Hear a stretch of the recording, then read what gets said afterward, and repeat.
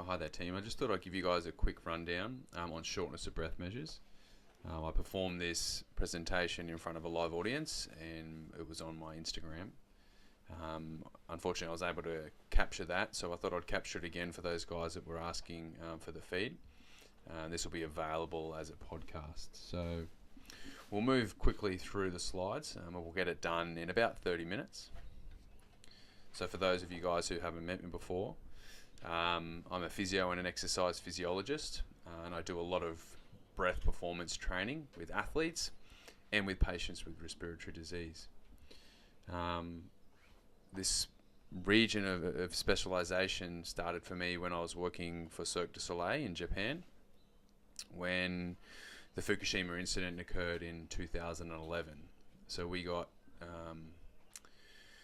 transported to Macau for 2 weeks, and then we were returning with high-level athletes, including high-wire athletes and Wheel of Death artists, and we were suffering from constant aftershocks, both on the training field, both in trying to go to sleep at night time, and you can imagine the type of anxiety that these patients were suffering 5 minutes before they're about to balance on a wire in front of a crowd 8 meters in the air, and they're having to deal with an aftershock that's wiggling the wire in the backstage area. At the same time, my mother was diagnosed with respiratory illness, and I was 7,000 kilometers away. And I had to develop a way to improve her respiratory treatment as a physio and an exercise physiologist. She was not very close to any pulmonary rehabilitation centres, and the only thing the GP was prescribing her was medication. So I found some ways and started digging in the research back in 2011 on both of those aspects of treatment.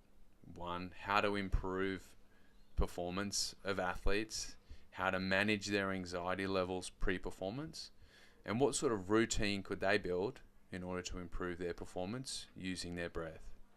And also deliver a technique or a suite of techniques to my mother, who was 7,000 kilometers away, to reduce her shortness of breath measures. And since then, now I work at the AIS and with the Olympic swim team. I worked at the Canadian biathlon team with big wave surfers and UFC fighters, looking to improve performance using the breath. And today we are going to be focusing on the shortness of breath and how we primarily use a strength training regime of the breathing muscles to influence this. So first of all, the talk I presented at, a lot of it was on the Wim Hof method. So I'm sure some of you guys know who Wim Hof is. So he's a crazy Dutchman who does some incredible things with his body. And he's popularized the breath, in particular hyperventilation, so essentially over breathing. And we can all do this technique, and this is why I feel, part of it he has improved, or he has gained popularity, because it is so simple. His motto is simple: breathe, motherfucker.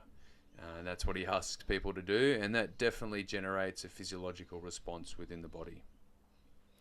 So we start to think, okay, well, what does his breathing techniques do to the body? And why would you do it? And when would you do it? So in the short term, it has an ability to improve your breath hold if we do the Wim Hof method. Now, why is that? So with the Wim Hof method, we're hyperventilating. So we're taking big, fast, repeated breaths. And what that does is it blows off or reduces the partial pressure of carbon dioxide within the body. So reducing carbon dioxide levels within the body. And that is the most potent stimulator to breathe. So if we reduce carbon dioxide levels, we can hold our breath longer because our body's not responding to those high levels of CO2 which build up when we do a breath hold. So that's great. But it is very dangerous if you're doing it and you're untrained in a pool environment or in an aquatic environment, because you lose the trigger to breathe. But that's fantastic. You can improve your breath hold by hyperventilating using the Wim Hof method. Now, what it does for him is it enables him to develop an acute focus and a new mental state so he can do the crazy things you're looking at right now. However, human studies reveal that hyperventilation method reduces cerebral blood flow, and this might explain why he's able to get into these mental focus states. So it restricts the vertebral artery, reduces blood flow to the brain, and they use this technique a lot to reduce anesthetic delivery to patients, particularly in acute incidents in emergency, where they're not sure if they can use a lot of anesthetic to knock someone out. They'll put them on a respiratory machine and hyperventilate the patient, which allows them to reduce the amount of anesthetic required to put this patient in a state where they can do some minor operations on them.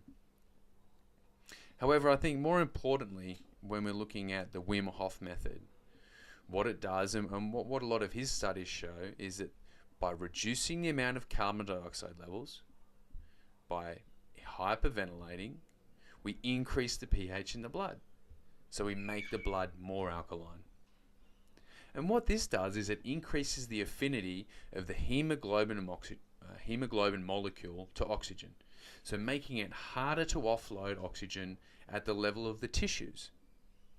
So why, if I'm an athlete, would I use the Wim Hof method prior to a race if my objective was to improve my performance?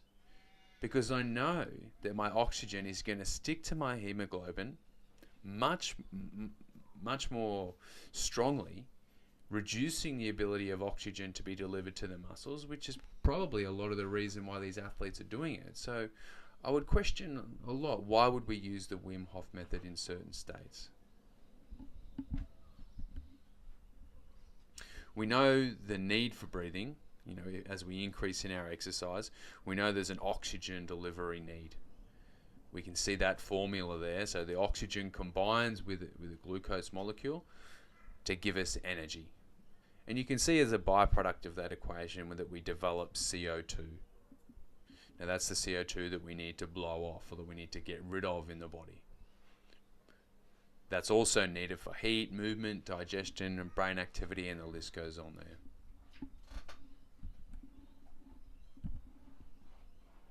So as we increase our breathing rate due to exercise, it's much like the heart. So we both increase our respiratory rate as our heart rate increases as we begin exercise. And we also increase our tidal volume, so how much breath we take in each breath, as our stroke volume increases with exercise as well.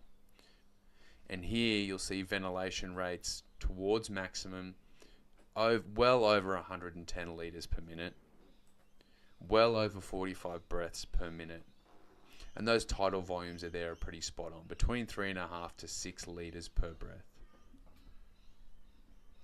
So what we're starting to develop here is an understanding that as we increase in exercise, both our respiratory rate and our tidal volumes increase, and there is a work associated with this. So our work of breathing increases.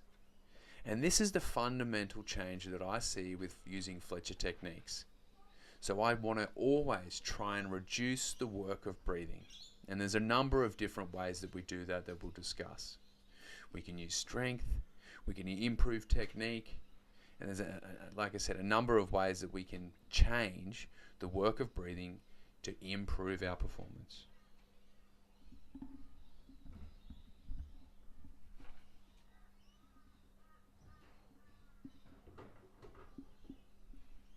Now what you'll see here is Liz Plume is a former Australian Open Ironwoman champion.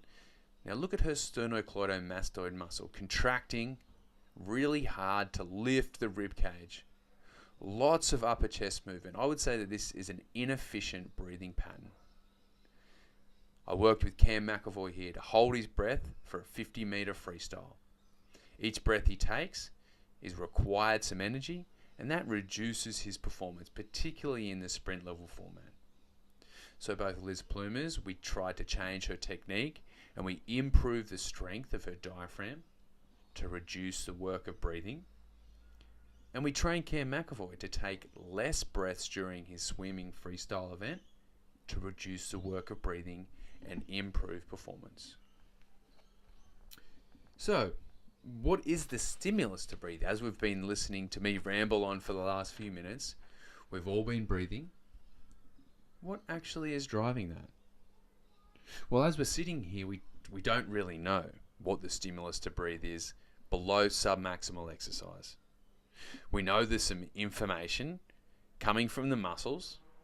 We call these the afferent information. So information coming from the body to the brain, in particularly the respiratory center in the hindbrain. So this information is constantly feeding out information, and we have this base respiratory rate, but we don't know why.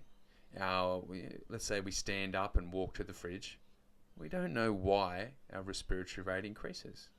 We think it's due to these afferent information coming from the muscles.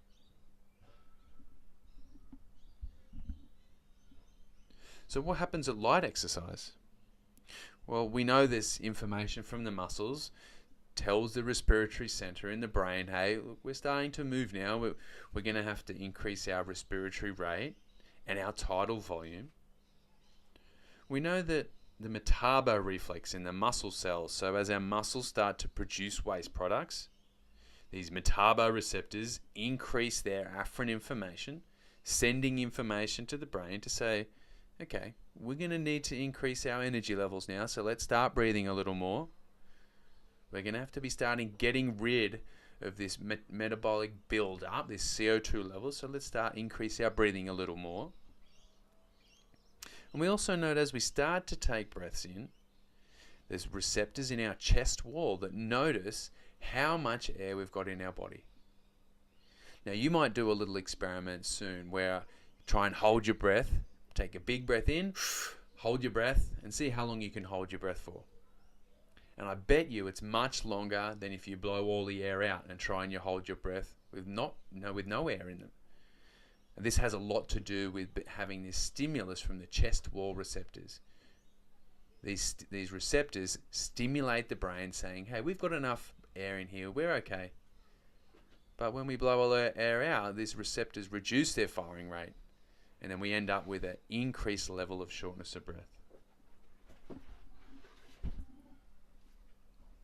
So what happens when we move towards our high intensity exercise? As you can see, these cyclists here.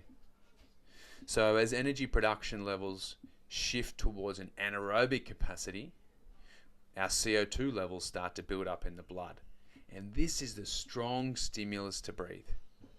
And we talked about Wim Hof over-breathing or hyperventilating, reducing our CO2 levels in the blood. Right, that's what we're always trying to do as we increase our intensity exercise, is to not let our CO2 levels build up. And what stimulates here, or what senses this build-up of carbon dioxide, are the carotid chemoreceptors.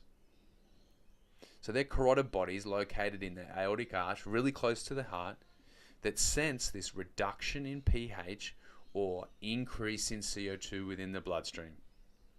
And as a result, we increase our ventilation rate and we increase our respiratory rate and our tidal volumes as a result of this increase in carbon dioxide levels. Now, I recently did some work here with David Morgan, who's a 200-meter butterfly specialist. Now, you can imagine a 200-meter butterfly race being one of the most challenging swimming events going around. Now, not only does he have to do 200 meters of butterfly, but then each turn he has to hold his breath for around 7 seconds. So we had to work really extensively with him to improve the strength of his breathing, improve the technique of his breathing, and also shift his carbon dioxide threshold so that he could work really hard underwater and get that advantage that we know a lot of these swimmers can get by working hard for that 12 meters that they're allowed to do underwater, because they swim faster underwater, which was quite ironic. So we'll just flick to this equation here. You know, we are the Fletcher techniques. We want to bring science to the breath. We want to get a good understanding of why we are doing things the way we want to do them. To how do we improve our performance? So you'll see here, this is the Henderson-Hasselbalch equation. So as you're looking at it, on the left side, you've got water, H2O, and carbon dioxide levels. Now this formula goes left and it can go right. So as an example, H plus is essentially our carbon dioxide levels, or our lactic acid buildup in the blood. So as we exercise and we start to develop energy or use energy anaerobically, our H plus ions go up. All right, so that right side of the equation starts to get loaded. As a result, the equation pushes to the left, and then we get more CO2 as a result, which we can breathe off. So as our metabolites or our H plus ions build up, we get an increase in our carbon dioxide levels, which allows us to breathe. And like I said before, this is a really big stimulus to breathe, this carbon dioxide levels in the body.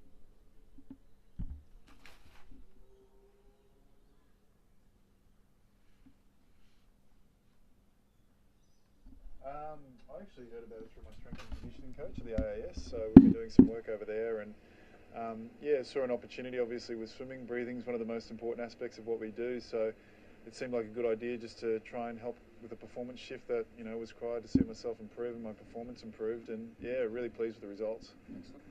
Probably the first thing I noticed was actually just a bit of soreness around here. You actually feel how underdeveloped you are. You work so many of your big muscles, whether it be your pecs, your back, your quads, your glutes, whatever it might be, but obviously the intercostal area and diaphragm is something that you don't work except for in swimming. But you work on that with little resistance. So actually doing something like that, that's the first thing I noticed, that the fatigue in there, and something that's so important that needs to be developed. Oh, definitely. I mean, in any sort of sport, the breathing element is absolutely critical. Whether you're a long distance runner, whether you're a sprinter, whether you're doing swimming or you're doing some sort of other sport like cycling, that you need that cardiovascular performance. This sort of instrument or device actually helps get that performance shift with respect to your breathing. And for me, developing that strength around there and doing something that I've never actually done before and seeing the shift in that has been fantastic. So it's something that I'm going to continue to utilise.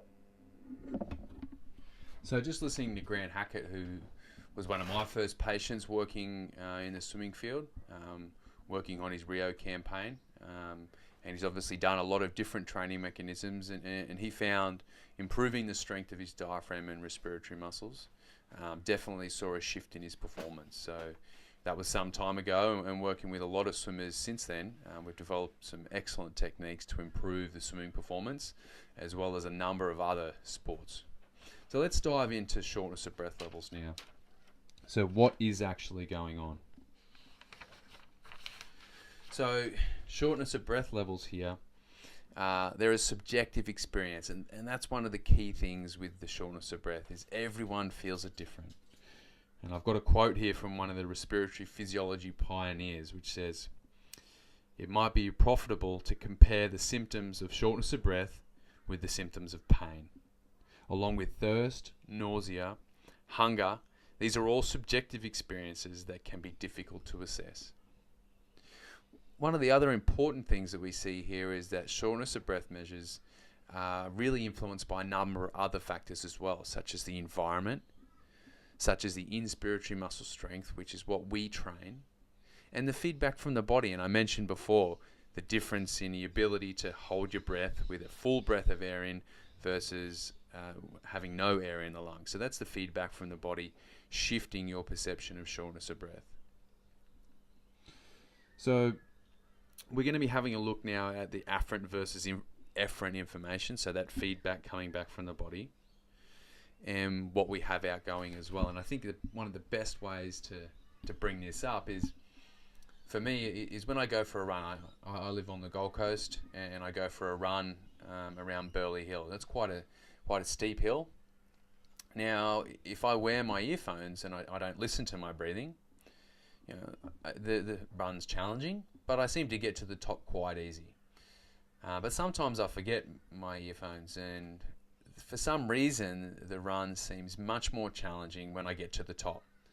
I always look up to the top, and I think what's happening there is I can hear my breathing becoming laboured. And when I hear my breathing becoming laboured, this afferent information, or this information coming from the body, the environment I'm in, it just lets the body know that it is very challenging to get to the top of this hill. So it feels harder. Exercise feels harder when our breathing's laboured. And again, That's one of the big things that I change with Fletcher Techniques and with our training is I try and reduce the work of breathing. If we reduce the work of breathing or the perception of our work of breathing, then exercise becomes easier. And I think that's a good way to explain it is with the earphones and the running. And if you haven't tried that, try it. Time yourself so you can try and keep that repetitive. Put earphones in. Don't wear earphones and see how, and I'd love to hear your response. Does it make a big difference to you? So I've mentioned before the afferent information, which is the information coming from the body to the brain, which affects our shortness of breath measures. So these are sensory nerves, which receive the information and transmit the information, and also the environment, our mood, our stress levels. A lot of the athletes I work with where we do breath holding, so that's a shortness of breath measure. If they're stressed or if they've had coffees before coming to our training, you'll see very quickly that they won't be able to perform and their breath holds will be much more reduced because of the stress environment they've created for themselves coming into an underwater training session. So you'll see here the efferent information. We haven't talked about that yet. So that's the information coming from the brain going to our breathing muscles. Now they're motor nerves. All right, so that we send information along them to ask those motor nerves to contract our inspiratory muscles. So again, by strength training the respiratory muscles, what we often see is a reduction in that information required to take a breath because our system's much stronger. So afferent information coming from the body to the brain to let us know what's going on. And our efferent information is information coming from the brain to the breathing muscles. Now that's really important because all of my techniques look at both challenging the afferent information and the efferent information to reduce shortness of breath measures and improve performance.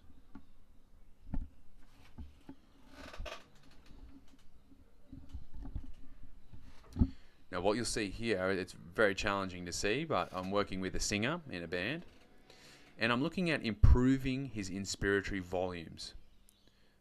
So what he wants to do is reduce his shortness of breath measures while he's performing on stage. So first of all, our first point of call for his training is using a device, restricting his flow rates, putting him under load and trying to improve his volumes. And you'll see what's happening here. As the line crawls across the graph, like that just then, we see an improvement in his inspiratory volume. So he's got more air in his lungs so that he can sing longer verses. And we know if we've got more air in our lungs, there's more afferent information being sent to the brain to say, hey, it's okay, shortness of breath is not a problem for us. You've got lots of air in now. Don't worry about it.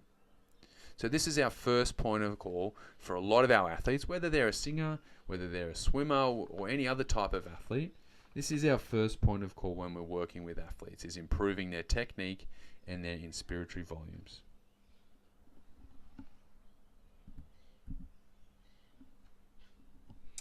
So I've talked about now the afferent information coming back to the brain, the efferent information coming out from the brain going to the respiratory muscles. And as we begin exercise, you'll see this testing here, as we begin exercise, our respiratory muscle drive, or that efferent information starts to increase, starts to ask for more breaths and bigger breaths. And what happens then is the brain expects a return on investment via its afferent receptors. So if it sends out, let's just say 100%, it wants 100% of a breath, or 100 units of breath. It expects 100 units in return. It expects a lot of air to pass over the upper airway receptors. It expects the chest wall to expand. And if it doesn't get that 100 units in return, if we get a mismatch, then our shortness of breath levels start to increase. And some examples of why we might get a mismatch is if our diaphragm or our inspiratory muscles start to fatigue. If our respiratory muscles start to fatigue, then the brain won't get its return on investment and we start to increase our shortness of breath levels. If we have poor technique, like we saw Liz Plumer's before, using her upper respiratory airway muscles, lifting the chest wall. That's a big ask, a lot of work that needs to be done by those small muscles, by sternocleidomastoid in particular. So if the brain doesn't get that return on investment, we will see shortness of breath levels starting to increase. And that mismatch is what we work on. We work on making sure that we don't get a mismatch so that our shortness of breath levels don't increase. Now I'll show you another video here. It's a bit grainy, this one. And this is when I was working with the high wire athletes in Cirque du Soleil. And what you'll see here, the respiratory muscles, in particularly the diaphragm, has a large role to play not only in shortness of breath, not only in delivering oxygen, but in core stability as well. Now, my breath interventions with these high wire athletes was what began my journey with the breath. So you could imagine focus. You can imagine if he was puffing and out of breath, he wouldn't be able to perform like this and do these events, let alone on a low wire here. And this is where we started to see some of the wires shaking backstage, which is where we are now, before they go out in front of a crowd and perform. So by working on his respiratory system, giving him some tools, strength training his respiratory muscles, we were able to improve his performance, reduce his pre-performance anxiety, and like the circus always says, the show must go on. So we were enabled to come back 2 weeks after the Fukushima earthquake to start performing in Tokyo again.